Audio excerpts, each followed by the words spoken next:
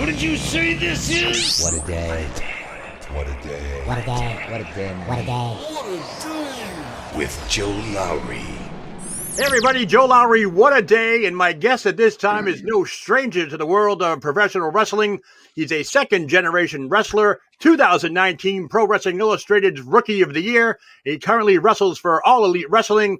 Please welcome to the show, Flyin Brian Pillman Jr. Hey, Joe, what a day we got here. How you doing? Hey, Brian, thanks for joining us today. Hey, big week for you and your tag team partner, Griff Garrison, the Varsity Blondes. You both took on MJF and Chris Jericho, the Inner Circle, on AEW Dynamite. Great feedback on social media for your match. I thought it was one of the matches of the night. You know, I got to ask you, what is it like to wrestle the likes of like Chris Jericho and others who have been in the ring with your dad some years ago? You know, there's a certain tempo, there's a certain pace to those guys that came up in that era. And, you know, it's undeniable, you know, and you talked about the reception of the match, and you talked about, you know, how impactful it was for our careers. And, you know, I owe it all to Chris for giving us that opportunity to get in the ring. And it's very real. Wrestling's very real to Chris, and it's very real to me. And I think it comes back, and, you know, talking about my father too, I think it comes back to that Calgary training, you know, that hard style training. You know, it's in the way Lance Storm taught me, Jericho's former tag partners. You know, we don't take this business very lightly at all. Right. And we're not out there to go through the motions and come up with, you know, random stuff to do. We're out there to fight each other. We're out there to put on a great, you know, impactful show. So I think it was just a matter of the chemistry that me and Chris had when you look at, you know, where I was trained and who he came up with. And then also too, MJF has been a rival of mine since the beginning of my career. You know, I saw him on indie shows. My 5th match ever, I wrestled Joey Janela, and MJF was on the show. And that's when I first met MJF. And a number of indie people, and as time went on, I just kept running into him here and there, different training schools, different indies, and here we are both now at AEW. We're butting heads again. You know, we had that run-in, we had that feud in MLW, which was, you know, critically acclaimed. You know, it was very high ratings. You know, we did incredible viewership and ratings for that company. So as you can see, that this rivalry between me and Max is going to bloom into the future as well. You know, this is going to be something, you know, that is going to go on for perhaps the next 10 years. So yeah, I was going to say, is that on the radar with AEW now? You and MJF kind of going along the road there, picking up where you left off. You know, I think we're going to come back around to that. I think that this tag match was a great kind of starting point. You know, to kind of touch, you know, to kind of get in the ring with Chris and test myself. And also for Griff, really the important thing was for Griff Garrison to get his revenge on MJF for what he said. How did the AEW thing come about? I know you with MLW, OVW. I don't read the dirt sheets, but I do see the headlines online and so forth. And it looks like everything was abruptly ended when you went to All Elite Wrestling. I mean, were you on AEW's radar at the time, or how did that all come about? I was actually at the very first pay-per-view ever, Double or Nothing. Well, not the very first pay-per-view ever, but the first AEW pay-per-view, Double or Nothing in Las Vegas at the MGM Grand Arena. So I think that through my relationships on the indies, you know, AEW is very much a company that draws real new raw talent from the indies. So when I talked about my relationships with Max on the indies and all these other guys that came up, I think it was a natural fit for me, and I think I was definitely on their radar. Right. I think I've been on people's radar probably since my first match, if I'm quite honest with you. but you know, again, other opportunities came up. You know, MLW had been a great opportunity at the time. We were running on top. We were running hot for a while with them. But you know, when you introduce something that's life altering, like a pandemic, and then refusing to release said talent during said pandemic, in my opinion, it's not a very fair decision to make. And instead of staying home and playing it safe and pretending that I was being a good person by not chasing my dream and not getting out there and wrestling. I decided after a couple months of strict locking down and quarantining that I was going to get back out there. Right. And with all that bided up energy, with all that, antsiness and built up aggression, I went out and I started training in speakeasy gyms and underground, training locations throughout the United States. And then eventually, once things started opening up, I said, you know what, I want to train at the greatest school in the country. And while I originally trained with Lance Storm in Calgary, Alberta, it didn't dawn on me until I started running around training in the States that the best school in the world probably is the Nightmare Factory in Atlanta, Georgia. Wow. And once I showed that initiative and went down to Atlanta, that's what sort of started my scouting of being at AEW. And I attribute a lot of that to QT Marshall giving me an opportunity. So. Right. Now, Lance Storm, I don't think he gets the credit that he deserves because he's trained so many wrestlers. Mm-hmm. You come across wrestlers' bios here and there, and you have them on the show and all that, and all of a sudden they say, I was trained by Lance Storm. You're like, whoa, another one. So, he does not get the credit he deserves, but obviously he helped pave the way for you. And then, of course, you going on to the Nightmare Factory. Now, recapping a little bit, you're a college graduate, correct?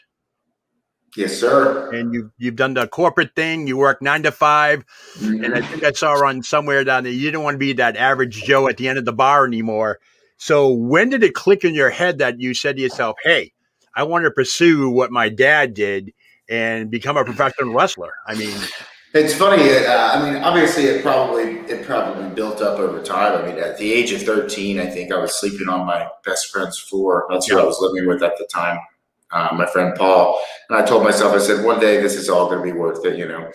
One day all the starving and the sleeping on the floors and the moving home to home and not having anywhere to call my own home. And here I am in Jacksonville. I have my own house.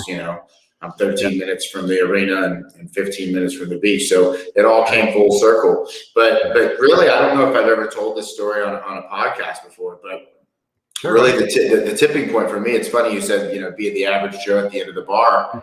Got my degree in business information systems, got a job right out of school. The last day of class, I got immediately picked up for an opportunity because of my skill set in technology and business management. Got the job, instantly killed the interview, was making, pretty good money as far as relative to the cost of living where I was living. Sure. Moved in with a couple of my best friends from high school. We had a nice house, but something was missing. Like you said, you're going out to the bar, you're meeting people. There's just not that spark, and I went out with this girl that I was really interested in, and I was like, oh, this is great. I dressed up nice. I did everything that society told me to do. Be a good guy, get cleaned up, pay your bills. Took a nice girl out for dinner. We went to the bar, and it wasn't even a couple hours, and she'd already ditched me. She had ditched me for some asshole that offered her cocaine or something. Yeah, it is unreal. How that's the average Joe story. I'm telling you. I was oblivious to the fact that of how the world works, and I didn't understand that my body and my personality didn't really gel with the average 9 to 5 setup. And so literally that facing that this was literally the moment, literally facing that rejection that night at the bar. Yeah. The next day, the next morning, I called Stone Cold Steve Austin and I was like, hey, I need to become a wrestler. This isn't cutting it. Right. And that's what people don't understand. Is you have if you don't sit and wallow in your depression and anxiety and what if I did this, what if I did that? Just go out there and do it. Make the calls. Wake up one day and just chase greatness, and that really kicked off my life for me, really. That's thank you to that woman. Thank you to that woman that rejected. Thank you for not making it easy for me. I'd be surprised. Has she tried contacting you since? Oh no. It wasn't that. It wasn't somebody that I ever want to speak to again. But it was just she just happened to be the catalyst. Yeah. For I get you. I used to call it like I dated her for 2 years. It was like a literal first date thing. I was just like, God. I was like, God damn it. I was like, something tells me I bet you know who you are now, though. Yeah, they all do. Well, you're right. Once you start having success, once you start making it somewhere, they all start coming, like people I haven't talked to in a long time. Hey, I see you're doing well. And I appreciate that. But then you get the girls that are like, oh, why did we never hang out in high school? And it's like, well, you weren't interested then, and I'm not interested now. So it's funny. Kudos to you, because I call it square peg, round hole type thing. A lot of people go through life. I did it, to be honest with you. I was a 9-to-5er. I went to school. I actually went to broadcasting school when I got out of the Navy and was in it. And then my first wife passed, and I fell into that. I had to take care of the kids 9-to-5 rut. And I became one of those, I called it zombie land. I'd get off the train and I'd see all these people just like zombies going to work. And I'm like, I can't do this. This is not me. So I called it like square peg, round hole type thing. Mm-hmm. And I got back into it. And now I'm chasing my dream. And here I am interviewing you, and you're telling me a similar story. So, I think that's awesome. It's very inspirational, by the way, because you are younger, obviously. So that is probably a good story to tell kids who are out there that aren't chasing their dreams. They're just literally just dreaming about it instead of doing something. So, congratulations on that front. Now, obviously, you're Brian Pillman's son. You look like your dad. You're reminiscent of your dad. You got the goddamn mullet. I love the mullet because I used to have a mullet. I don't anymore. Do you find it hard to live up to your dad's reputation, or is that an issue with wrestling? Or well, I thought originally it would be extremely hard, and even my trainer Lance Storm had warned me of the expectations that would be placed on me. And the expectations are high, and the pressure has always been high. But I think my saving grace here is that the business is a lot different. The industry is a lot different. It's a lot easier to get into wrestling. Yeah. So the fact that everything's like Lance was worried that everything being filmed, everything being online would expose my flaws and my weaknesses. But in all reality, because everything is filmed and online, there's so much wrestling out there. There's so much going on that, and instead of picking it apart, and it doesn't expose the business, anymore. Yeah. So it's like you can have a handful of bad matches out there online. And no one's going to go, oh my God, wrestling's fake, But back then, because they were protecting that illusion, it was like you had to be super, super solid before you went out on TV. Exactly. But now it's like we know, the business isn't as protected anymore.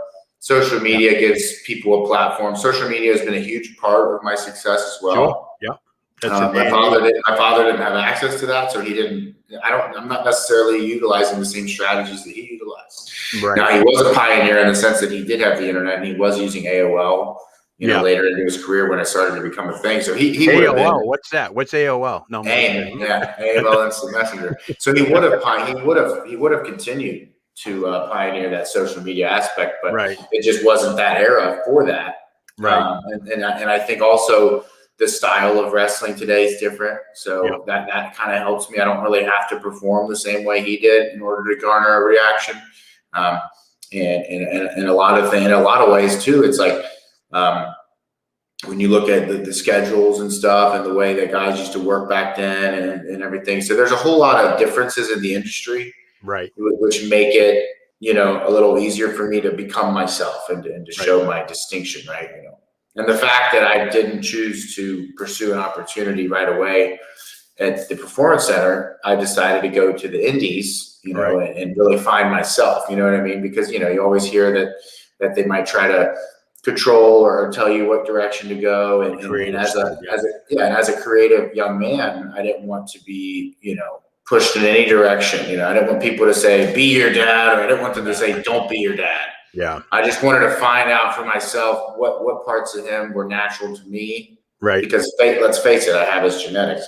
And then I wanted to find out what parts of him were just not me. And even Arn Anderson said on a podcast, is like that I carry myself a whole lot different than my dad did, because the business was a lot more secretive back then, and he was portraying this character, there was a lot more politics back then, and I think that there is, to this day, there's still some politics, but I think AEW is a very friendly environment. We're very much a team environment.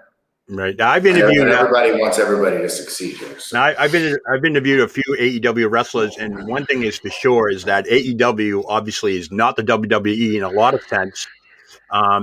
They've dealt with the pandemic, I think, unbelievably. The ratings show that. You guys are crushing NXT, literally crushing them, to the point where they're probably going to have to move nights sooner or later. But I think Tony Khan, he brings that fresh element. It's like the new element with the old element combined, like what's old is new again type of thing, which is definitely missing in this sport, because I grew up in the 80s, pre-Hogan, post-Hogan, and then of course the Attitude Era. My son grew up with that. But you could tell after a while it was just getting so stale. And to me, I think WWE dropped ball with the pandemic, because if there's any organization out there that could probably fill an arena to whatever capacity they can at this time, it'd be but they choose not to do that. I think it's hurting them. Obviously, you have safety conditions and all that, but AEW, to me, you guys are great. How does it feel? I mean, I ask this question a lot. How does it feel to wrestle in front of just a handful, or a third of what the crowd could actually be? Because I see on Dynamite the crowd's pretty spread out, except for the ringside. But it's pretty spread out. How is that reaction for you? Are you still getting that jolt, that extra adrenaline rush that you would get normally with a packed house? It's interesting because we do live shows and we have some tape shows, and the difference in it is almost I play. I'm not worried about who's out there and who's not. And when we have the boys ringside, we have some faces ringside. They're going to react, and they're going to react to the wrestling anyways, because they're fans too. We're all fans of it. So we know what's good and we know what's not. So if my guy's ringside, if Austin Gunn is popping for it, he's making noise, that gives me the adrenaline. But on our live show days, we have a good number of fans there. The building's always filled up to our legal capacity. Right. Exactly. So because the Daily's Place is sort of an auditorium, and we have the ability to create that noise.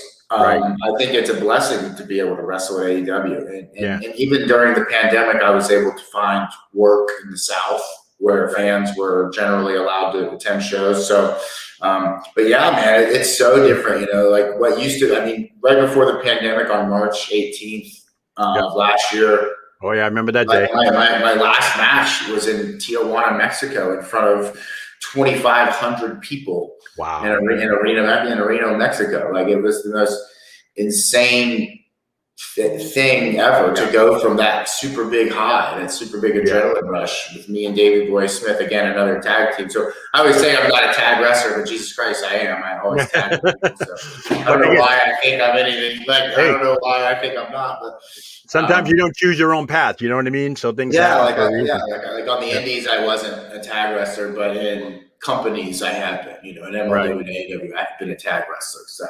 So I got a couple of questions here from a couple of What a Day fans. They wanted me to ask you. So the first one comes from Baby Cakes, and she asks, have you ever been on WWE's radar, and would you ever go to the WWE after your stint with whatever? I think it's more of a matter of who I am personally, and the timing, and my journey and my path. And my pathway has brought me here to AEW.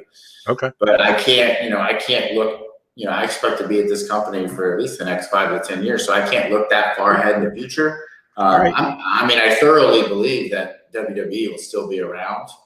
Yeah, and I'm very confident that AEW will as well. Yeah, they will. They're not going. I think it's a matter of the ebb and flow of the business. What stories I'm going to tell at AEW, and what stories might left to be told at WWE. But if I'm completely honest, I don't feel that gravitation towards the WWE. I look at the roster, and then I look at the history of my father, my last name, and I look at AEW's roster, and there's a lot more stories to be told. I get to work with Dustin Rhodes and Cody Rhodes, and we've already seen a little story told with Jericho in our history, and how my father influenced him.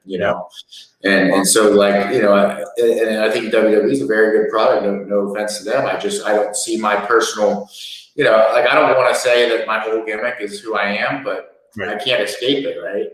I can't escape it. So the people that are writing these stories and the people that are booking these matches are going to want to utilize my family history to tell these stories. And I just think that AEW is the place for me to be. Awesome. All right. Next question is from Jack West in California. He asked, who were your favorite wrestler or wrestlers growing up? So as a young kid, I really liked the Hardy Boys. Those were my number one. And then Chris Jericho, as I started to get older and started to understand the business a little more, I started to really appreciate what Chris has been doing. And then into my 20s, once the whole revolution of the Indies and NJPW and Ring of Honor, which ultimately culminated in AEW, I started to become a real fan of Kenny Omega. Right. Because of his, his enthusiasm and the way he can, the way he could sell. And he's a performer. I'm very into the Shakespeare. I'm very into the performance aspect. Yeah. So, despite the incredible athlete he is and the things he can do, he's very animated. He's very, everything is so urgent. And to me, wrestling should be that way. Wrestling should be urgent. Everything should be dramatic, right? We're in a ring. We're fighting each other. All right, last question. This is from @WhattaDayJoe. Oh, that's me, by the way. Goddamn. Where does Brian Pillman Jr. see himself in 5 years? Well, when I first got into wrestling, Steve Austin, asked me, what I wanted to do and where I wanted to go and how I wanted to do it. And I told him, I said, Steve, I'm going to give this 4 years. I'll give it a 4-year shot. And if I'm not signed to a major company in 4 years, basically the time it takes to go through high school or college. Yeah. If I'm not signed to a major company in 4 years, then I'll hang up the boots. I'm not gonna force it. If these companies want to work with me, they want to work with me. So I did everything I could in those 4 years, and here I am. I'm working with AEW on a part-time contract. So to me, I've signed with a major company within that 4 years, and I'm very happy with where I'm at. So for the next 5 years, imagine how far we can go. Imagine where this can go. And I told myself last night, I was like, well, what would I do if I had another 4-year plan? I think in 4 years I could be the biggest star in professional wrestling. Well, I can honestly say, since I've seen you wrestle, you have it. You have the total package, so to speak. You can talk, you can wrestle. You're a great storyteller in the ring. So, I mean, I can honestly see you as TNT or AEW champion within 5 years, no doubt about it. So, or a tag team champion, if that's the route that you're going to go soon anyways. So, but and when you talk about the championships and the belts, I try not to tunnel vision on those things too much, because my goal is to win every match. But, those championship opportunities, they have to be opportunities that are set up that I can achieve. Right. So, my goal, my mindset is to become the best professional wrestler I can be. And then the championships and the achievements will come with that, right? It's like if you're just chasing after the championship, then you might not be working on the other aspects of your game, right? But if you just try to be the best you can be and try to be the biggest star you can be, then the belts and all that will follow, right? Now you guys have live TV this week, correct? Are you guys live? Yes, we're live Wednesday night. Are you on the card at all? I haven't seen anything put up yet. I know it's beach break. They have some different things announced yet, but it's pro wrestling. I don't find out until I get to the building, Come on, I'm trying to get a scoop here. Well, Brian, I want to thank you very much for coming on the What a Day show. I wish you tremendous success. If you want to tell your fans how they can reach you, go right ahead right now. Hey, guys, you can always follow me on Twitter at Flyin Brian Jr., and you can follow Griff Garrison on Twitter at Griff Garrison1. And you can follow me on Instagram at Flyin Brian 41. Right. And that's about it. I don't do Facebook. I don't do anything else. Facebook. Yeah, I got to love that. All right, Brian, I want to appreciate your time here. Good luck with everything in AEW. Maybe down the line, we'll check in again with you. Thank you, Joe. What a day. All right, everybody. I'm Joe Lowry. What a day. What a day.